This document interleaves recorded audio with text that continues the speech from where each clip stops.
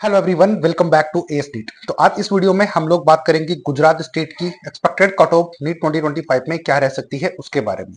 हालांकि आप सभी लोग बहुत ज्यादा अभी तक परेशान ही होंगे कि जिस तरीके से नीट का पेपर हुआ, कंडक्ट हुआ, तो उसके बाद में आप सभी को यही लग रहा है कि कितनी कट ऑफ के ऊपर मैं खुद को सेफ समझ सकता हूँ ताकि मुझे एडमिशन एमबीबीएस मेडिकल कॉलेज एक गवर्नमेंट में मिल पाए।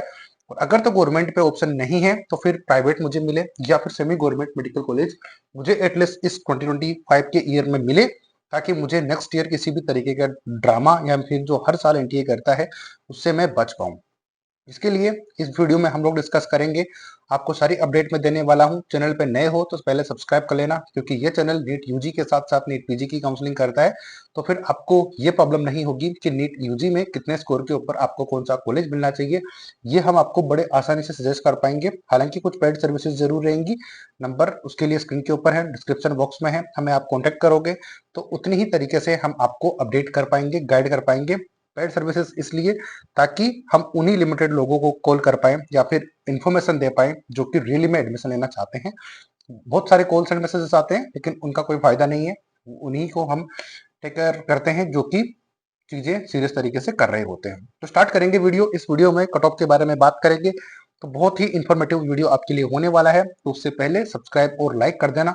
हमारे टेलीग्राम चैनल को भी डिस्क्रिप्शन बॉक्स से फॉलो कर लेना, क्योंकि वहां पर क्विक अपडेट्स सभी भी नोटिफिकेशंस के थ्रू मिल जाती है आपके। तो यहाँ पर देख सकते हो।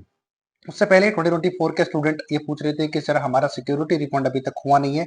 तो इसके लिए मैं वीडियो बना नहीं पाया था कि बहुत जो स्टूडेंट हमारे से पेड सर्विस लिए हुए हैं उनको हमने कॉल करके ऑलरेडी बता ही दिया था, अपडेट हम सेंड कर ही चुके होते हैं।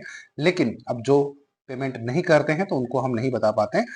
कितनों को हम बताएंगे तो ये आप खुद समझते हो। तो यहाँ पर आप चेक करो कि list of candidates who are eligible for refund 25,000 security deposit are required to fill their bank details. तो उनको अपनी बैंक डिटेल्स फिल करनी थी। चाहे तो उन्होंने जो बैंक था सेम उसमें अगर रिफंड हो गया तो वेल एंड गुड, अदरवाइज उनको वो चीजें करनी थी।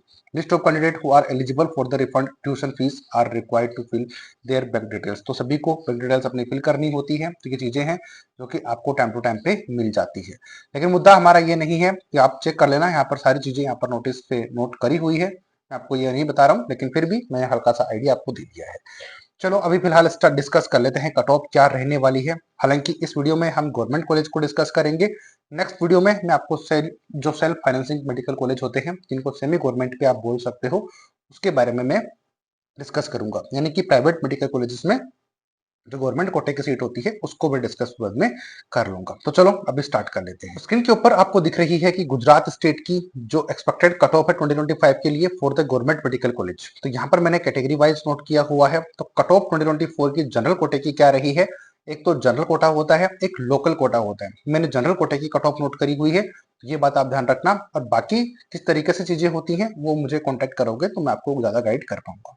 एक्सपेक्टेड कट ऑफ की बात करेंगे 2025 में, तो मैंने नोट करी हुई है। तो ओपन कैटेगरी की हम लोग बात करेंगे तो स्कोर के ऊपर कभी भी ये चैनल रिलाई नहीं करता है। ये आप अगर मुझे फॉलो करते हो तो आप जानते होंगे कि मैं रैंक के ऊपर बात करता हूँ, क्योंकि एडमिशन रैंक से होता है, स्कोर के ऊपर कभी भी नहीं होता।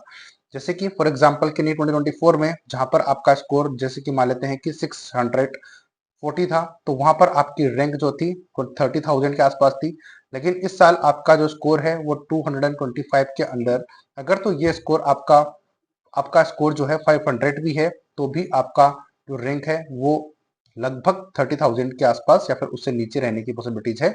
तो स्कोर बहुत डिफरेंट रहेगा, लेकिन रैंक के ऊपर मैटर करती है कि आपकी रैंक कितनी है। तो 2024 में 79,928 ऑल इंडिया रैंक के ऊपर जनरल कोटे की कट ऑफ थी। तो इस साल आप 80,000 एक्सपेक्ट कर सकते हो। अगर इतनी रैंक आपकी है या फिर आती है, क्योंकि रिजल्ट कुछ ही दिनों में डिक्लेयर हो जाएगा, तो आप यहाँ पर एक्सपेक्ट कर सकते हो कि आपको government medical college Gujarat state में मिल जाएगा। आती है बात समझ में। चलते हैं नेक्स्ट कैटेगरीज के ऊपर, तो वो भी मैं आपको दिखा देता हूँ। तो स्क्रीन के ऊपर आप देखोगे तो ईडब्ल्यूएस का, ईडब्ल्यूएस की बात करेंगे तो 86,832 वो रैंक थी जहां पर आपको 2024 में कॉलेज मिला। तो ये आप एक्सपेक्ट कर सकते हो 27,000। अगर 27,000 है तो आपको कॉलेज मिल ही जाएगा, क्योंकि number of MBBS seat increase होंगी। और दुनिया के किसी भी कोने में, दुनिया इन द सेंस अपनी दुनिया इंडिया ही है, तो इंडिया के किसी भी कोने में अगर गवर्नमेंट मेडिकल कॉलेज या फिर प्राइवेट मेडिकल कॉलेज इंक्रीज होती है तो डेफिनेटली वहां पर जो नंबर ऑफ स्टूडेंट है वो एडमिशन लेंगे लास्ट ईयर के कंपैरिजन में ज्यादा। तो आपको हर स्टेट में जहां से भी आपको वहां पर आपको फायदा होता ही होता है। ठीक है। एससी कैटेगरी की बात करेंगे तो 1,58,496 ऐसा स्कोर था, जहां पर कट ऑफ काफी ज्यादा लो रहती है गुजरात स्टेट की। तो आप अगर गुजरात स्टेट से हो तो आपको बहुत ज्यादा बेनिफिट मिलता है। दूसरी चीज कि यहाँ पर अगर आपको गवर्नमेंट कॉलेज नहीं भी मिलती है, जो कि काफी लो कट ऑफ रहने के बाद में भी, तो भी आपके पास एसएफआई जो मेडिकल कॉलेज होते हैं, सेल्फ फाइनेंसिंग यानी कि प्राइवेट मेडिकल कॉलेज में गवर्नमेंट कोटे की सीट, तो वो भी आप ले सकते हो एकदम लो बजट के अंदर। उसमें उसके लिए मैं नेक्स्ट वीडियो में बात करूंगा। तो इस साल आपकी जो रैंक है एससी कैटेगरी में 1,60,000 के आसपास आप एक्सपेक्ट कर सकते हो। अगर इतनी है तो आपको एमबीबीएस मिल जाएगा। नेक्स्ट चलते हैं एससी कैटेगरी में। तो एससी कैटेगरी में 1,48,085 ऑल इंडिया रैंक के ऊपर एडमिशन मिला था। एक बार फिर मैं कंफर्म कर देता हूं कि ये रैंक जो है मैं जनरल कोटे की बता रहा हूं, बाकी कोटे की बात नहीं कर रहा हूं। तो आप कंफ्यूज इस चीज में बिल्कुल भी मत होना।